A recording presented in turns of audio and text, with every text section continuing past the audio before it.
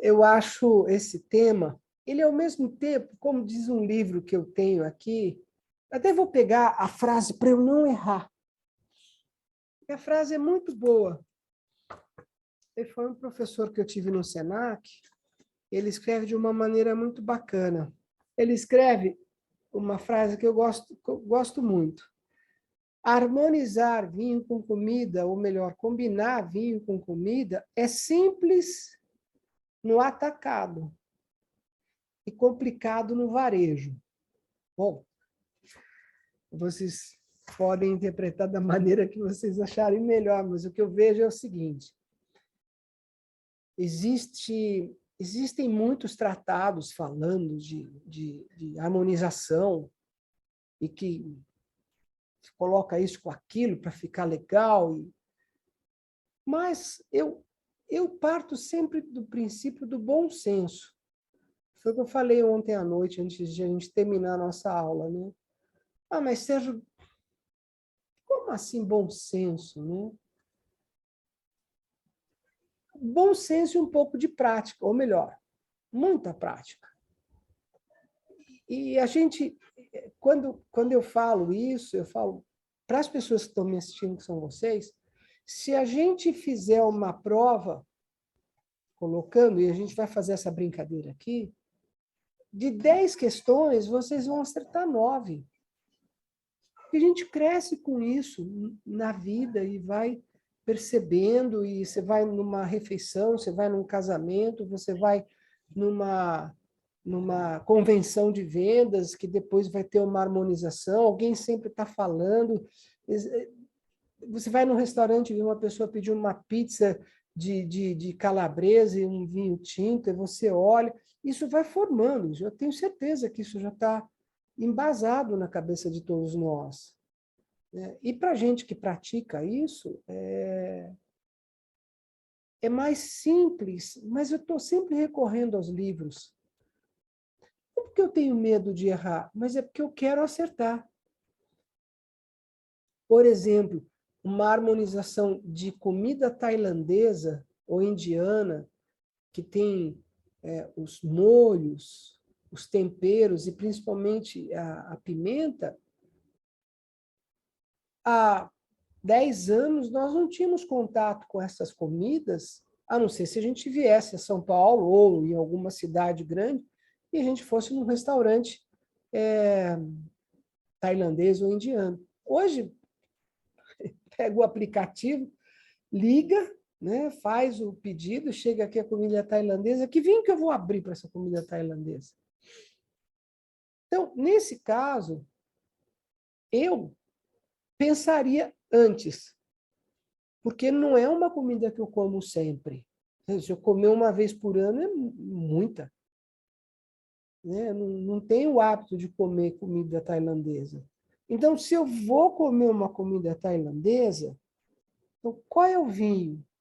Poxa, eu sei qual é o vinho, mas se eu não sei, vou na internet, dou uma pesquisada e vou trazer um vinho para harmonizar. Mas isso é um caso muito específico. Estou pensando numa comida tailandesa e que vinho que eu vou fazer. Ou ganhei o vinho de uma pessoa que falou, ó, harmoniza com comida tailandesa esse vinho, hein? Por que eu não posso colocar uma macarronada de molho vermelho? Porque uma comida tailandesa pede um vinho com um pouquinho de açúcar, um teor de açúcar um pouquinho mais elevado, mesmo sendo um vinho seco. E aí a gente vai buscar vinhos feitos com a uva Riesling ou com a uva Gewürztraminer. Essas duas uvas, elas dividem a origem, não, a nacionalidade. Às vezes ela era da Alsácia, às vezes eram da Alemanha. Depois elas passaram a ser da Alsácia, depois passaram para ser da Alemanha, hoje em dia elas são da Alsácia. Mas a Riesling é uma uva que brilha nos vinhos brancos da Alemanha. E a Gewürztraminer também é uma uva deliciosa que faz vinhos brancos com teor de açúcar um pouquinho da Alsácia, na França. E são vinhos brancos, que tem uma certa doçura que vai harmonizar com os temperos dessa comida tailandesa. Então, isso é esporádico. Quando é que eu vou fazer isso? Né? Então, não é um jogo de adivinhação, de acertar, de errar. Eu estou falando isso porque eu estudo isso. Eu tenho essa facilidade para falar. Né? Mas, e no dia a dia, como fica? Se eu abro vinho toda noite, com o que eu harmonizo? Pô, o Sérgio deve fazer uns pratos super... Não, não faço, não. Até faço, mas para o dia a dia eu faço uma comida simples. E até vou dar o exemplo de hoje. Existem regras, né, de harmonização por semelhança, por contraste. Mas olha uma definição aí, até coloquei de uma maneira aleatória, porque essa pessoa que está aqui embaixo está com 2 travesseiros no ouvido, e eu digo, não precisa se desesperar, porque as regras de harmonização por semelhança, a comida aromática com vinho aromático, a persistência da comida, também deve conjuntamente a persistência do vinho. Né? Como é que eu determino a persistência de uma comida, a persistência de um vinho? Comida doce sempre com vinho doce? Será toda vez assim? Para terminar, quando mais estruturado será a comida, tanto mais que é complicado, né? É rica em elementos químicos, a composição dos alimentos, e tem gente que leva muito a sério isso. E, lógico, existem restaurantes, principalmente na Europa, nos Estados Unidos também tem, mas mais na Europa, que estão atrás das 3 estrelas Michelin, que é um guia de restaurantes na França, na Europa toda, que vai para o mundo inteiro, mas principalmente na Europa, que vai algumas pessoas vão até o restaurante para pontuar. Esse restaurante aqui vai 2, 3 estrelas Michelin. E quando tem, poxa, é uma coisa fantástica. Quem assistiu Ratatouille, que é um desenho animado, né, e que é gostoso de assistir, né, aquele senhor que vai lá, todo formal, provar a comida, os vinhos, e todo mundo morre de medo dele, ele provavelmente pertence ao Guia Michelin. E tem um filme, eu não vou lembrar, mas é um filme de uma família indiana que se muda para a França. E se muda exatamente para um vilarejo, assim, meio longe da urbanização, de frente para um restaurante muito sofisticado. Eles são indianos. E o que eles sabem fazer é comida indiana. Então, eles abrem um restaurante na frente de um restaurante francês.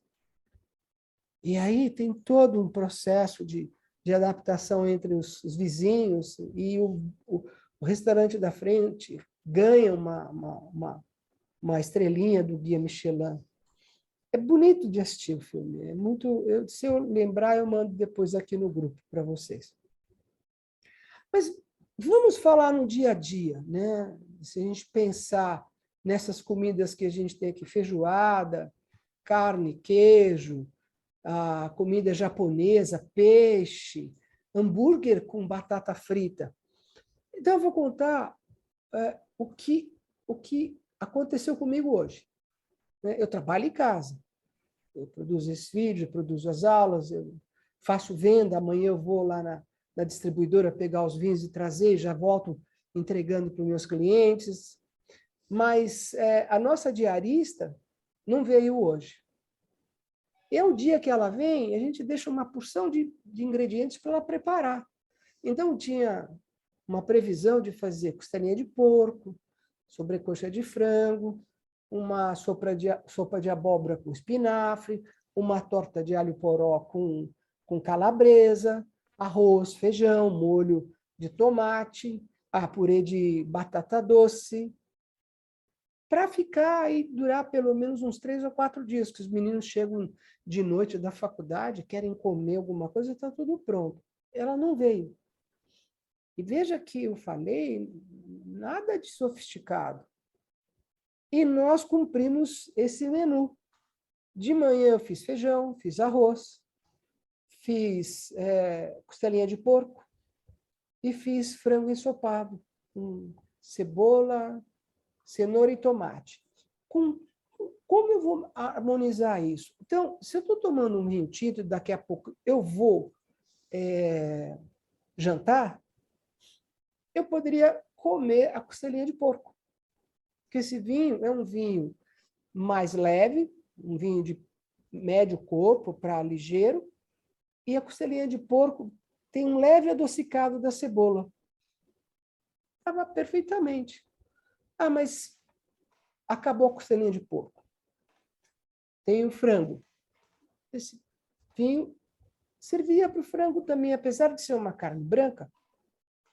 O que eu fiz foi sobrecoxa, que é uma carne mais escura, mais suculenta, tem um pouco mais de gordura. E eu coloquei tomate, coloquei curcuma, ou açafrão brasileiro, né? Então ele ficou um molho mais denso e uma cor mais escura. Esse vinho dava. A torta de alho poró, eu já iria para um vinho branco, porque tem muito queijo branco lá dentro, tem massa, tem esses vegetais, eu ia para o vinho branco. Mas eu não tenho vinho branco aqui. Então, amanhã eu compro um vinho branco lá no importador para comer com essa torta. E eu vou misturando as coisas no meu dia a dia e vou fazendo esse tipo de jogo, sem medo de errar. Eu já fiz algum erro. Uma vez a gente estava tomando um chardonnay delicioso. Naná trouxe uma torta de maracujá que ela sabe fazer, que é uma delícia. A torta acabou com o vinho, porque o vinho não era para sobremesa, era um vinho seco. E o maracujá derrubou o vinho. Fui e comprei um vinho de sobremesa. Aí ficou perfeito. Então, a gente passa aqui conceituando, e uma pessoa que eu gosto muito de ler, que é um inglês, ele chama Hugh Johnson, ele publicou livros, mapa de vinho, é um inglês que conhece vinho como ninguém no mundo, né? Ele já deve estar com seus 78 anos de idade, mas é uma pessoa que produziu muito. E ele diz isso aí, o racionalismo das refeições modernas reduziu em muito o cardápio que os nossos avós e bisavós se habituaram a ingerir. O que ele quer dizer? No passado, eu tinha vinho branco e vinho tinto.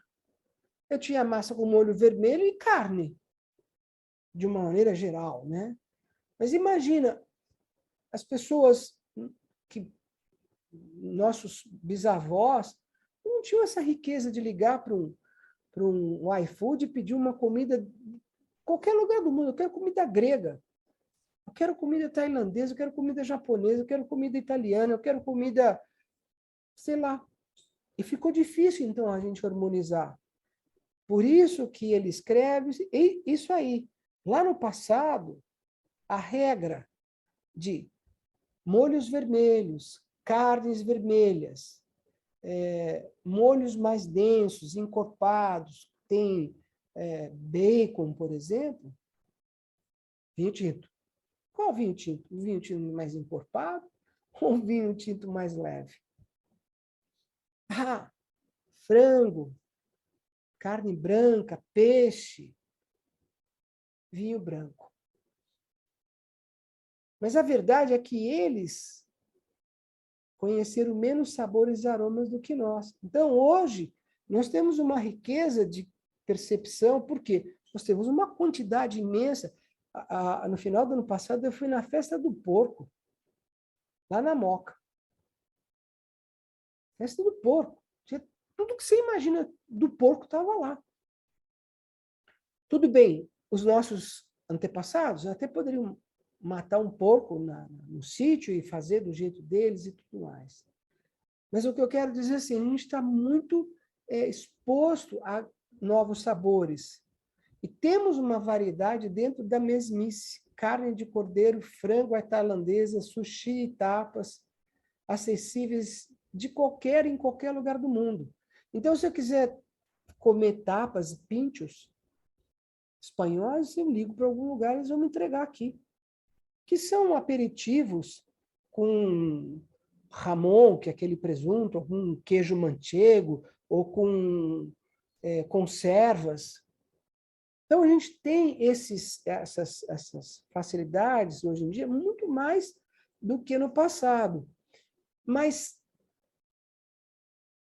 eu gosto desse texto. Daí a incerteza quanto ao vinho, que deve acompanhar tantas iguarias. Aplicar a regra pode levar você a beber um Shiraz, do Barossa Valley, que é um tinto muito potente, feito com a uva Shiraz, com peixe cru. Então, imagina um vinho encorpado, bons taninos, com uma boa acidez, para comer com um peixe, uma tilápia ou um peixe branco que vem na comida japonesa. Eu não sei se vocês conseguem imaginar esse tipo de associação, mas não vai funcionar. Não vai dar certo. Então, para mim, eu escuto o meu próprio paladar e não o que meus antepassados diziam.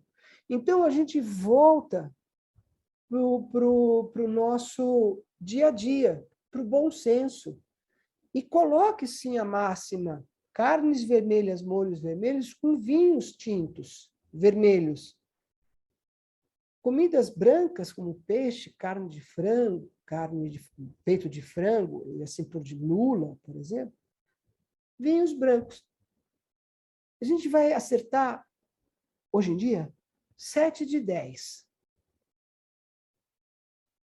E tem uma outra coisa que é muito legal falar de harmonização, que é combinar a cor do alimento com a cor do vinho. É interessante fazer isso. Se você olha uma carne, um espaguete com um molho vermelho que tem a calabresa e que tem bastante tempero, assim, eu não sei como vocês imaginam, mas eu olho aquilo e eu penso num vinho tinto. Depois eu vou ver se ele vai ser estruturado ou não, se ele vai passar se ele passou por barrica ou não, se ele tem boa acidez ou não. Depois eu vou ver isso. E aí aparece um filé de tilápia na minha frente com manteiga e amêndoas torradas. Eu vou falar, uma cervejinha bem leve para acompanhar isso aqui. Oh, desculpa, eu não estou falando de cerveja, estou falando de vinho. Um vinho branco, delicado. Uma costela robusta, um vinho tinto. Um peixinho delicado, um vinho delicado também. Né? Então, assim, eu tenho livros de comida aqui. Existe escola de gastronomia. Eu já dei aula para alunos do Senac na parte de gastronomia. Mas sempre falei, vamos usar o bom senso. Então, primeiro momento é carnes vermelhas com vinhos tintos, carnes brancas com vinhos brancos. Ponto. A gente pode mudar isso, é o que a gente vai ver daqui a pouco. E vocês vão me dizer, ali o primeiro, ó, que eu falei, poça de atum selada com azeite. É um tinto de médio corpo. Foi o que eu falei, ou um ligeiro. É uma carne vermelha, está selada com azeite, tem gordura. Então, precisa de um vinho que tem uma boa acidez para compatibilizar com azeite. Olha o outro aqui, vinho tinto de corpo médio com x-salada, com hambúrguer de fraldinha. Mas sanduíche com vinho? Vinho é uma coisa para se comer, tudo refinado. Não. A gente faz muito. Esse tipo de hambúrguer para tomar com vinho tinto.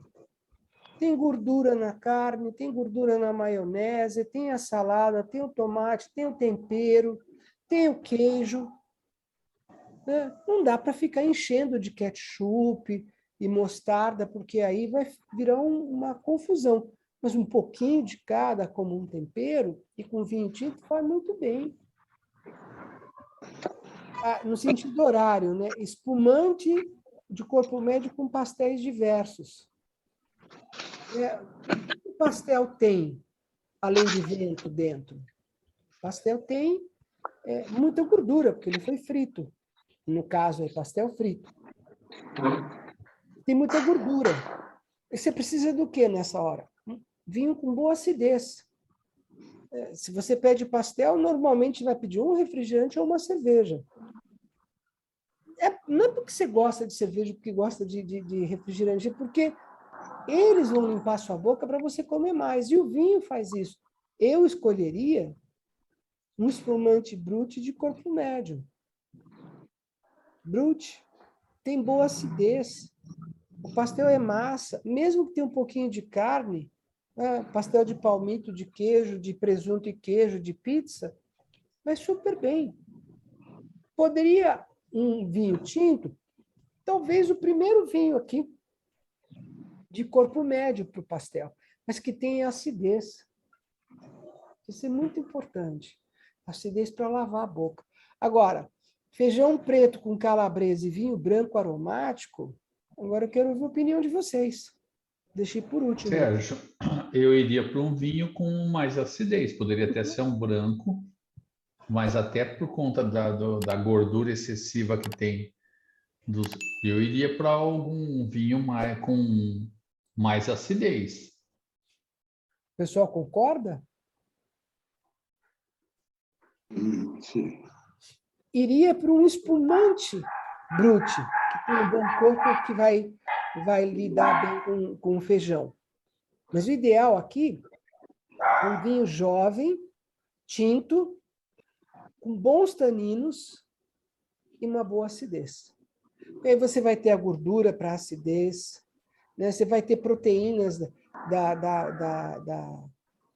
da calabresa, e a proteína da calabresa ela vai se juntar aos taninos. E aí não vai ter a percepção de secura na boca. Olha aqui uma outra foto. Ó. Arroz e feijão, bife, bovino e salada. Comida do dia a dia. É só você não usar muito limão ou muito vinagre, desses vinagre castelo na salada, porque aí ele vai brigar muito com o vinho tinto. Então, quando você temperar uma salada dessa, esquece o limão e o vinagre, põe azeite, sal e pimenta, arroz e feijão. Creme balsâmico vai bem. Vai, aí sim. Que vem do vinho, né? E que passou por carvalho, passou por um processo. Olha ali, vinho tinto encorpado com costela de boi. Para mim, é mais ou menos lógico olhar para isso e pensar nesse tipo de vinho. Nossa, Naná, tá um aroma gostoso de alguém fazendo uma comida muito boa aqui, viu? É verdade, tem alguém fazendo bife encebolado, ou bife acebolado, né? Ali, ó, postas de bacalhau ao forno com batatas. Vinho tinto branco de médio corpo. Ah, mas eu pus pimentão, eu pus tomate, né? Eu temperei um pouco mais. Então, pega um tinto com boa acidez. Vai ter azeite, vai ter o molho vermelho, vai ter o tomate, não tem problema. Em Portugal é muito comum comer bacalhau com vinho tinto. Agora, se for um bacalhau branquinho como esse aqui, só com batatas, um pouquinho de manteiga ou mesmo de azeite, vai para o vinho branco, é muito melhor. De médio corpo. E aqui eu também estou exagerando, né? Tinto bem encorpado com camarão salteado de azeite, no azeite. Salteado não chega a fritar, né? Não vai dar certo. Não vai dar certo. Ou você não vai sentir muito bem o gosto do camarão, ou o vinho vai ficar muito esquisito. Tem até uma brincadeira que as pessoas de gastronomia falam assim, você pega um robalo, temperado com um pouquinho de limão, grelhado, e pega um vinho encorpado, a hora que você fizer essa harmonização na sua boca, é como se você lambesse uma moeda. Não da sujeira da moeda, mas do metal. Vai dar um gosto metalizado na boca. São coisas extremas que não vão funcionar. Olha aqui, ó. Uma pizza toscana, que tem estrutura, que tem tempero, tem queijo, com espumante moscatel, que é um espumante adocicado, não vai harmonizar tão bem. né? Você poderia até pedir uma pizza, talvez. Eu acho que pizza de sobremesa, mas eu não consigo lembrar de uma pizza que sirva de sobremesa, que tivesse, por exemplo, morango, uma compota de morango acompanhada, né? Não sei se Nutella, eu não colocaria Nutella com. Pizza para mim é salgada, então eu não consigo dar um exemplo de pizza doce para vocês. Aqui eu iria para um vinho, uma uva chamada Sangiovese, que tem bastante acidez, e vai se dar muito bem com queijo, com a gordura do queijo, com a calabresa. Filés de tilápia grelhados na manteiga. Um vinho rosé. A tilápia é branquinha, mas passou na farinha, perdão, grelhada na manteiga, tem bastante gordura. O vinho rosé dá conta disso. E se vocês olharem, olha a cor dos alimentos e a cor dos vinhos. Não faz sentido isso? Não, é mais do que... Assim, para mim, é lógico isso. Olha aqui, ó.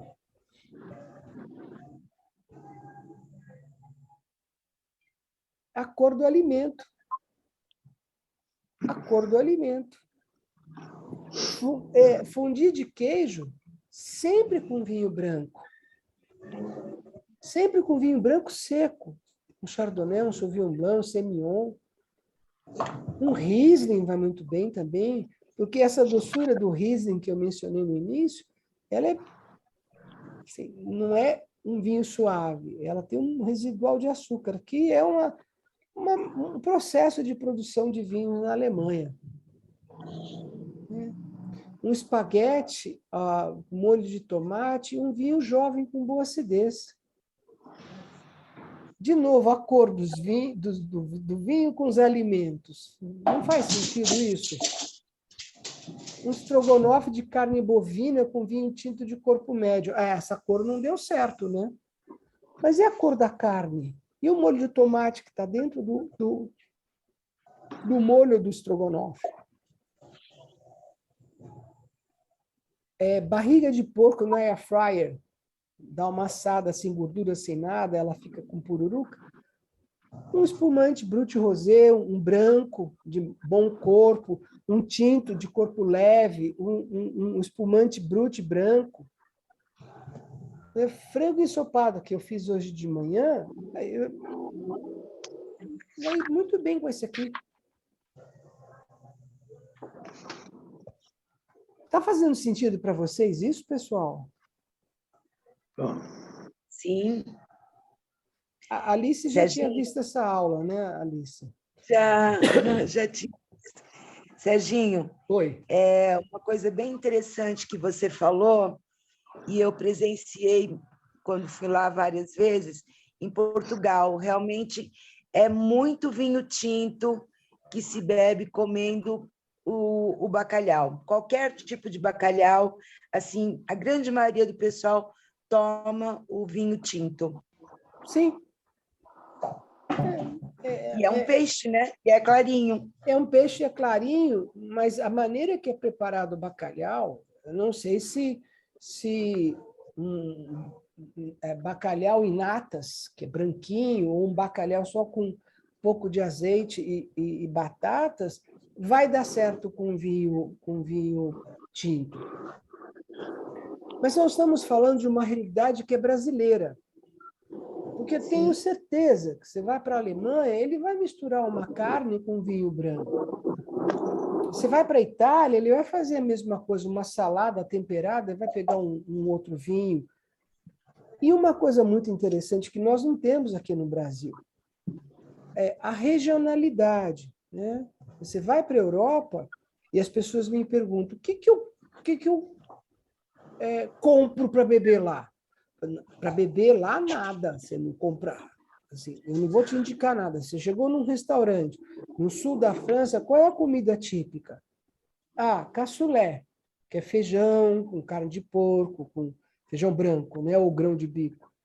Qual é o vinho da região que vai harmonizar? Eles sabem muito melhor do que eu e do que você que está indo para lá.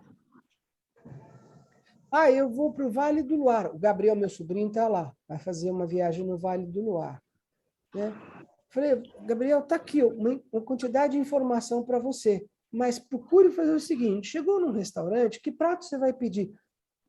Qual vinho que harmoniza com isso aqui? Ah, nós produzimos aqui perto, tem um produtor aqui do lado, lá na frente tem um produtor. Então, traz o vinho para cá. Porque eles estão fazendo. Isso existe há muitos anos, mas a regionalidade não tem aqui no Brasil. Se você vai numa Casa Valduga, lá em Bento Gonçalves, tem um restaurante da Maria Valduga. Lá tem um processo de servir os alimentos e eles fazem a mesma coisa, servindo os vinhos na sequência.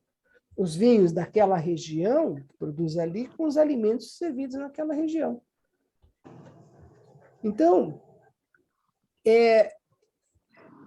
um cunhado meu adora bacalhau com vinho tinto, mas eu sempre faço assim, um esforço de levar um vinho branco um pouco mais encorpado, porque a gente tem o costume de comer bacalhau à gomes de sá, que é com batata, com bastante pimenta, e é desfiado. Tem um bacalhau branquinho, mais leve, um pouco de sal. Então, um vinho branco, mais encorpado, com um pouquinho de passagem em barrica de carvalho, vai super bem. Ele abre sempre um tinto. Beleza, eu tomo o meu branco, ele toma o tinto dele. Não tem problema. A gente não vai brigar. É como essa amiga minha. Eu quero vir completamente congelado. Ou melhor, a garrafa completamente branca, trincando. Nem pega na bunda, hein? Senão vai... Né? Cuidado para abrir, bate em cima, senão ela gosta disso. E eu tenho certeza que algumas harmonizações que existem na França, na Itália, na Espanha e Portugal, a gente fala, mas é assim que eles fazem? Paulinho, se você pegar polvo e grelhar, vai com vinho tinto. Talvez não tão encorpado, porque a carne é muito branca. Mas um Pinot Noir, um Grenache, esse mesmo aqui, que é um vinho mais leve, vai super bem. E tem, para finalizar, existe eles falam, existe a harmonização de complemento, né? Quer ver? Deixa eu ver, está aqui, ó, a harmonização por semelhança, que foi o que a gente falou até agora. Por semelhança, cor, estrutura, né? Teor de gordura do vinho, mais tanino, menos taninos, e assim por diante. Esse é de semelhança. E de contraste? Vinho doce, deixa eu só tirar aqui, tem uma pessoa que está mexendo em alguns papéis, e eu não estou conseguindo... Ó, Luiz... Tira o som, por favor. Tá. Tira o som, porque eu tenho que fazer isso. Eu sei. É que eu não estava te vendo, agora já entendi. Não, beleza, Luiz. Tá tudo bem. Ô, João, você está aí? Então, nós estamos chegando no fim. Já faz algum tempo, Serginho. Estou aqui. Boa noite. É que eu estava prestando atenção, não deu. Boa noite para você, para o Ivo Locke, esse meu grande amigo, Paulinho Bacarini Prudente. Não é o Ivo Locke, não. Ah, não é o Locke? Não é o Ivo Locke, é o Ivo do interior. Silvério. Silvério. Obrigado. Tá. E a Alice, né? E a Alice. E o Ivo Locke tem assistido as minhas aulas gravadas. Mas vamos voltar aqui nas harmonizações. Por semelhança, foi o que a gente viu até agora. E por contraste, é o que diz. Né? Existe um prato muito famoso na França, que é o terrine de foie gras com vinho sauterne. O que é? É um patê de fígado de pato, com muita gordura. Não sei se vocês já viram como se produz um fígado dentro de um pato na França. Eles abrem a goela do pobre do pato, põem um funil e joga milho, e esse milho produz uma gordura que faz o fígado do pato ficar maravilhoso. Mata-se, vende a carne, e aquele fígado vai produzir o foie gras, terrine de foie gras. com vinho doce. É um prato salgado com vinho doce. E é muito gostoso. Porque você está um vinho extremamente doce com uma coisa salgada, vai dar muito certo. Mas eu não estou dizendo que isso a gente tem que fazer... Eu acho que eu comi umas 3 vezes na minha vida esse terrine de foie gras com vinho doce. Né? Mas pode pegar esse patê, ou um patê que a gente tem aqui, que eu já vi alguém fazer um patê com gelatina e fígado de frango, que faz um terrine delicioso para tomar com espumante. Brute. E vai dar muito bem. Outra coisa que as pessoas fazem e falam bastante é um vinho fortificado com queijos de veio azul, gorgonzola, roquefort e o Stilton, que é em inglês. São queijos fortes e salgados, com roquefort, com vinho do Porto, com vinho madeira, com vinho fortificado. Agora, quando é que você vai parar para fazer isso? Hoje eu vou passar no supermercado, comprar esse vinho, porque eu quero comer isso. Beleza, mas não é o seu dia a dia. Eu tenho vinho do Porto sempre aqui em casa, mas eu não tenho gorgonzola. Pode ser que amanhã eu traga um pedaço de gorgonzola para voltar a provar e curtir. Mas o vinho do Porto, para mim, eu vou fazer por semelhança com chocolate no final do meu jantar. Então, a gente fica tão impressionado, eu não estou dizendo vocês, mas a maioria vai, não sei harmonizar, como que a gente faz isso? É bom senso, cor e cor. Arrisque, faça alguma coisa diferente. Eu falei de algumas harmonizações clássicas, né? Um filé mignon, um pouco assim, só selado, bem vermelho por dentro, com Cabernet Sauvignon, vai muito bem.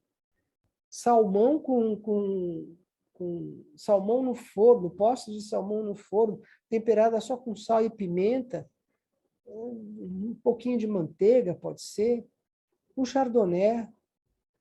Mas aí eu falo do contraste, o vinho doce. Esse vinho, Paulinho, que você estava tomando na aula passada, aquele da Aurora, experimenta com um gorgonzola, você vê que gostoso que fica. Mas, então, você vai ter que criar uma situação para fazer esse tipo de coisa. Quando um amigo que trabalha na indústria farmacêutica viajava para a França pela Ródia, que hoje é Solvay, ele pegava uma lista e falava assim, Sérgio, faz uma lista dos vinhos que você quer que eu traga para a gente provar, porque a gente tinha uma confraria de 2 confrades. Mas ele estava aprendendo comigo. Então, eu fazia uma lista, quando ele trazia, ele trouxe uma vez um vinho de Sauternes, que é um vinho de sobremesa, colheita tardia.